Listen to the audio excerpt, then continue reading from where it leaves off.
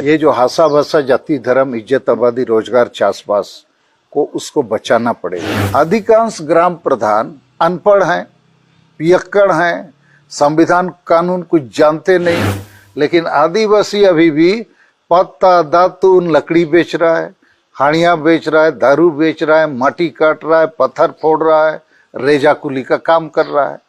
करीब 2 लाख आदिवासी लड़कियां दिल्ली बंबई में बिक गई है। वो जनता एमपी का काम किया है। वो सोचता है एमएलए एमपी आएगा तो फुटबॉल मैच कराएगा, नाच गान कराएगा, ड्रामा कराएगा, खाना खिलाएगा, खिचड़ी खिलाएगा, खूब नाच। सबको जोहार। अपनी बात विचार भावना को व्यक्त कर। मेरा ऐसा मानना है कि संताल हो, मुंडा उरांव, इनके बीच में सामीप्य बातचीत होना चाहिए, लेकिन अभी स्थिति ये है। सबको जोहार। अपनी बात विचार भावना को व्यक्त कर। मेरा ऐसा मानना है कि संताल हो, मुंडा उरांव, इनके बीच में सामीप्य बातचीत होना चाहिए, लेकिन अभी स्थिति ये है कि मुंडा के भीतर भी बातचीत कम है, उरांव के भीतर भी कम है, मतलब अपने भीतर भी संवादहीनता है। तो इसके पीछे मुझे कारण ये दिखता है कि आदिवासी समाज का, जैसे व्यक्ति का एक विजन होता है, मुझे डॉक्टर बनना है तो आदमी तय कर लेता है, मेहनत करता है, तो आदिवासी डॉक्टर बने हैं, वकील बनते हैं, इंजीनियर बनते हैं। तो उसका समाज को क्या बनना है, समाज का भी तो कोई विजन मिशन एक्शन प्लान होना चाहिए। तो मुझे लगता है आज आदिवासी समाज के लिए पहली चुनौती है कि समाज ने तय नहीं किया है शायद कि उसको जाना कहाँ है। तो जब इंडिविजुअल आदिवासी समाज, संताल हो, मुंडा उरांव, खड़िया, भूमिज इत्यादि को वो भी तय करना है, फिर कलेक्टिव विजन मिशन भी तय करना है, क्योंकि भारत के संविधान ने हमको एक साथ शेड्यूल ट्राइब का पहचान दिया है, अधिकार दिया है, न्याय भी दिया है। तो ये पहली वजह हो सकती है कि व्यक्ति की तरह समाज का विजन मिशन एक्शन प्लान अभी तय नहीं है। दूसरा मुझे लगता है कि आपका विजन मिशन एक्शन प्लान क्या होना चाहिए। तो आज जो चुनौती मैं आदिवासी समाज में देख रहा हूँ कि उसका हासा अर्थात भूमि वो लाइफलाइन है। जमीन चली गई तो जीवन चला गया, तो उसको बचाना जो काम है वो 1-2 आदमी से नहीं होगा, एक बड़ी ताकत से उसको बचाना होगा। और यहाँ कानून तो है, CNT SPT कानून, तब भी आदिवासियों की जमीन रोज लूटी जा रही है। आदिवासी कुछ नहीं कर पा रहा है क्योंकि सामूहिक रूप से उसने इस दायित्व को नहीं लिया है। उसका विजन मिशन एक्शन प्लान इसको बचाने का अभी तक नहीं बना है। तो उसकी अस्तित्व, पहचान, हिस्सेदारी जो है, हासा अर्थात भूमि, उसकी भाषा संस्कृति, उसका जाति और धर्म, हमारी एक विशिष्ट पहचान है जाति के रूप में, और धर्म भी, हम प्रकृति पूजक लोग हैं। तो सरना धर्म, फिर इज्जत, फिर आबादी, फिर रोजगार, फिर चासबास, खेती बाड़ी, और उसी के साथ जल जंगल जमीन की बात जो उठती है, प्लस संविधान में जो हमारे लिए विशिष्ट प्रावधान हैं, चाहे 5वीं अनुसूची का हो, पेशा कानून का हो, जंगल फॉरेस्ट राइट एक्ट का हो, SC ST एट्रोसिटीज एक्ट का हो, और बहुत सारी चीज़ें हैं, ट्राइबल एडवाइजरी काउंसिल का हो, TSP प्लान का हो। तो ये एजेंडा आदिवासी समाज का अभी नहीं बना है, ऐसा मैं मानता हूँ, क्योंकि सभी आदिवासी जो पढ़े लिखे हैं उसके दिमाग में भी ये सारी चीजें नहीं है। पढ़े लिखे हो या अनपढ़ हो, गांव में रहने वाला आदिवासी हो या शहर में रहने वाला, सब अधिकांश आदिवासी पेट और परिवार के लिए जी रहा है। तो समाज उसके एजेंडा में नहीं है। लेकिन बंगाली, बिहारी, उड़िया, पंजाबी जो है, पेट परिवार भी देखता है लेकिन समाज के प्रति भी जागरूक है। तो आदिवासी का मुझे लगता है यहाँ एक बड़ा माने वैक्यूम है। तो जब उसका एजेंडा ही नहीं है तो प्रयास एक दूसरे से मिलके क्यों करेगा? एकता का उद्देश्य ही नहीं है, उसका उद्देश्य केवल जीना है।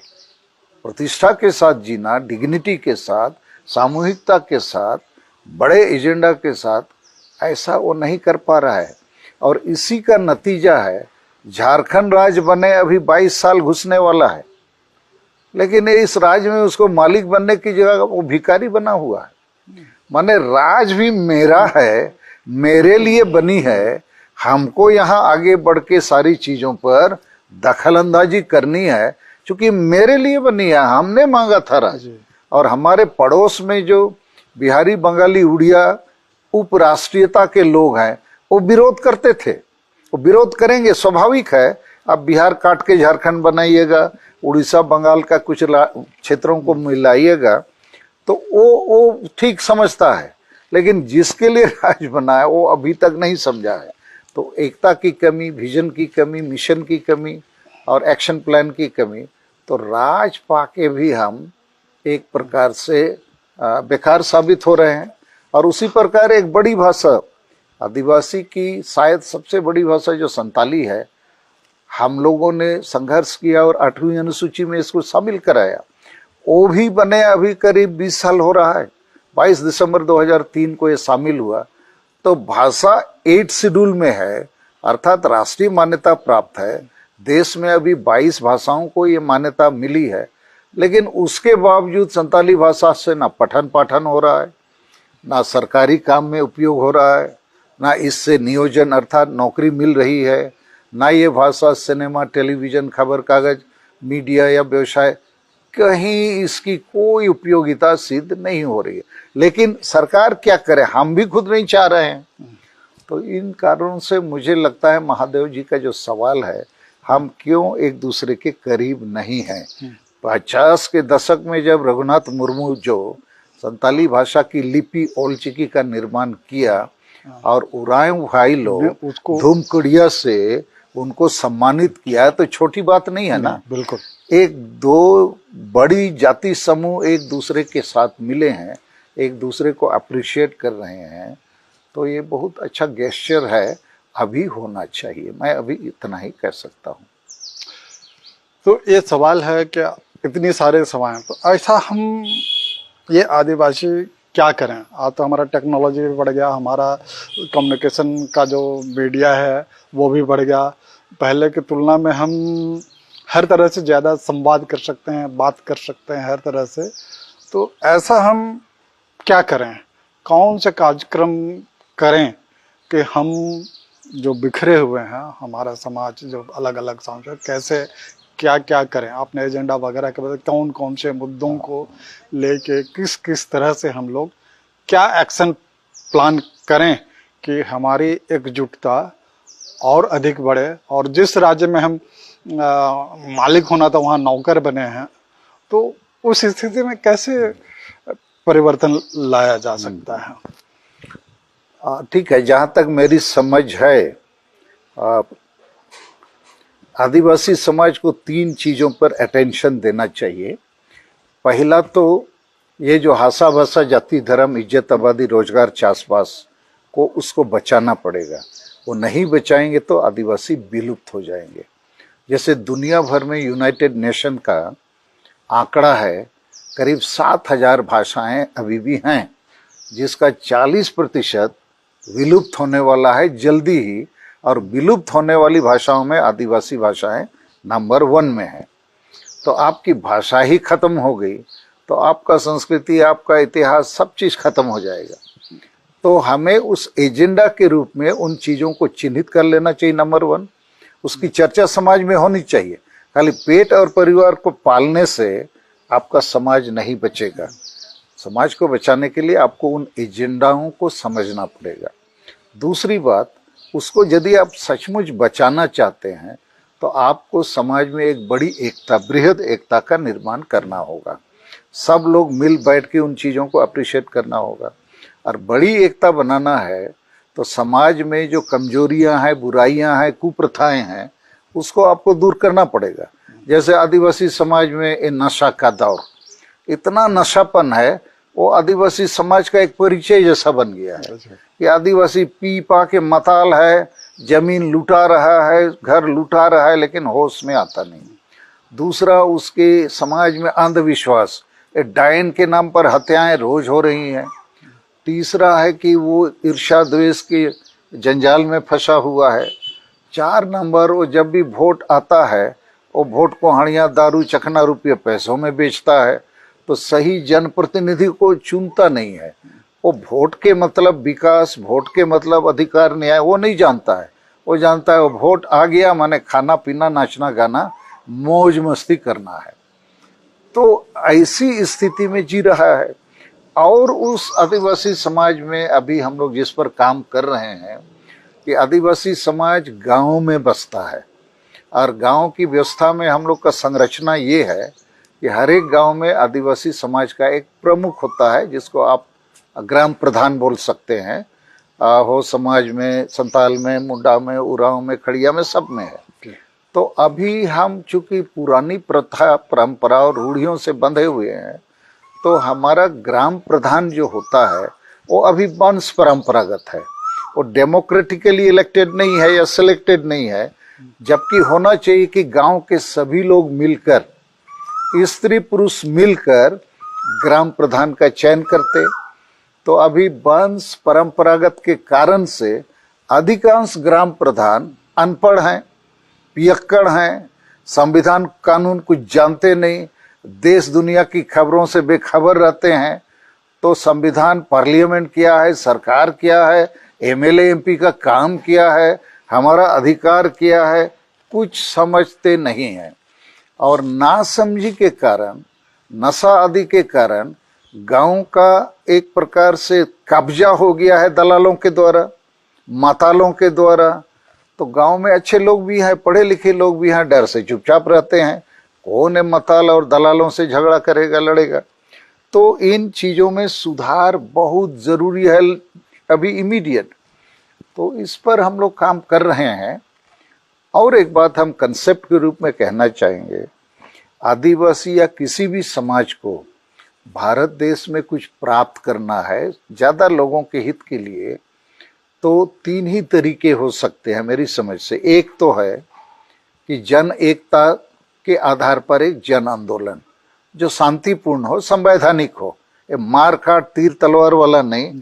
ज़्यादा लोग समझें कि संविधान के तहत ये अधिकार हमको मिलना है, सरकार नहीं दे रही है, चाहे वो शिक्षा का अधिकार हो, स्वास्थ्य का अधिकार हो, भोजन का अधिकार हो, जमीन का अधिकार हो, रोजगार का अधिकार हो, बहुत सारे अधिकार। जैसे अभी आदिवासी समाज में धर्म के अधिकार पर बहुत चिंता है कि हम जो लोग ना हिंदू है, ना मुसलमान, ना ईसाई, हम प्रकृति पूजक हैं, अभी तक हमको धर्म का मान्यता सरकार ने नहीं दिया है। तो आदिवासी का मांग है कि हमको सरना धर्म कोड का मान्यता दो, जनगणना में हमको हमारे धर्म की मान्यता से गिनती करो। हमसे कम लोग ये बौद्ध, जैन और कौन कौन से लोग हैं, हमसे बहुत कम है उनकी संख्या, उनको आपने दे दिया, हमको नहीं दिया है। लेकिन ये बात हमारे गांव समाज के ज़्यादा लोग नहीं जानते हैं, वो महसूस भी नहीं करते हैं कि धर्म का मान्यता क्या करना है। भाई हम तो पूजा पाठ कर ही रहे हैं, अपने ढंग से नाच गान कर रहे हैं, लेकिन जैसे हम आदिवासी हैं तो जब तक हमको शेड्यूल ट्राइब का सर्टिफिकेट नहीं मिलेगा, हम बोलते चलें कि हम आदिवासी हैं, लेकिन स्कूल कॉलेज में भर्ती नहीं करेगा, इलेक्शन में इंटरटेन नहीं करेगा, नौकरी में हमको नहीं लेगा, बोलेगा आपका कास्ट सर्टिफिकेट। तो उसी प्रकार धर्म का सर्टिफिकेट चाहिए। तो हमारा कहना है कि आदिवासी को यदि इस समय भाषा भाषा, जाति, धर्म, इज्जत, आबादी, रोजगार, चाषबास का अधिकार लेना होगा, तो पहले जनता में जागरूकता बनानी होगी, एकता बनानी होगी, आवाज उठाने के लिए जन आंदोलन करना होगा। रांची जिला में यदि 5 लाख आदिवासी हैं तो 5 लाख आदिवासियों को जरूरत पड़ेगा तो एक दिन में रांची आके डीसी एसपी का घेराव करना होगा, ताकत दिखाना होगा, जोर जबरदस्ती नहीं, लेकिन हम आ सकते हैं। तो पहला तरीका है अधिकारों को प्राप्त करने का जन एकता से जन आंदोलन। दूसरा तरीका जनप्रतिनिधियों की सच्ची सक्रियता, माने हमारे जो जनप्रतिनिधि हैं एमएलए एमपी, उनको आवाज उठाना है असेंबली पार्लियामेंट में। यहाँ तक कि ग्राम पंचायत व्यवस्था में पंचायत में मुखिया है, ब्लॉक में प्रमुख है, जिला परिषद में चेयरमैन है। तो ये आदिवासियों के लिए शेड्यूल एरिया में बहुत सीट रिजर्व है। तो झारखंड जैसे प्रदेश में एमएलए एमपी भी सबसे ज्यादा आदिवासी, मुख्यमंत्री भी आदिवासी, विरोधी दल का नेता भी आदिवासी, 2 महीने पहले तक राज्यपाल भी आदिवासी, और मुखिया प्रमुख जिला परिषद में भी आदिवासी। लेकिन आदिवासी अभी भी पत्ता दातून लकड़ी बेच रहा है, हाड़ियां बेच रहा है, दारू बेच रहा है, माटी काट रहा है, पत्थर फोड़ रहा है, रेजा कुली का काम कर रहा है। करीब 2 लाख आदिवासी लड़कियां दिल्ली बंबई में बिक गई हैं, और नौजवान लोग कोई मद्रास जा रहा है, कोई हैदराबाद, कोई पंजाब, कोई आसाम पेट के लिए। दुनिया भर के लोग यहाँ आके अपना रोजगार कर रहे हैं। तो हमारे जनप्रतिनिधि लेकिन चुप रहते हैं, कुछ बोलते नहीं है। जनता भी उसको बुलवाने के लिए फोर्स दे, और जनता को समझ में नहीं आता है कि एमएलए एमपी का काम क्या है। वो सोचता है एमएलए एमपी आएगा तो फुटबॉल मैच कराएगा, नाच गान कराएगा, ड्रामा कराएगा, खाना खिलाएगा, खिचड़ी खिलाएगा, खूब नाचो। तो ये जो जनप्रतिनिधि जो हैं वही आज के फैसला देने वाले लोग हैं। तो उस समझदारी को हमको बढ़ाना होगा।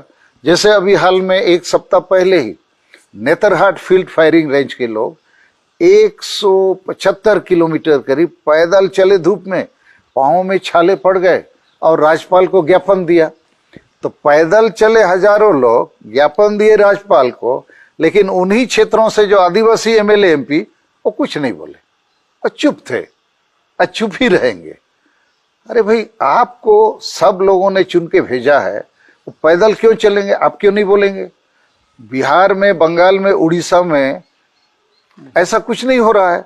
हम लोग राज बनाने के लिए भी आंदोलन, अब राज बनने के बाद भी आंदोलन, लेकिन बंगाली, बिहारी, उड़िया समाज के लोग तो आंदोलन नहीं कर रहे हैं।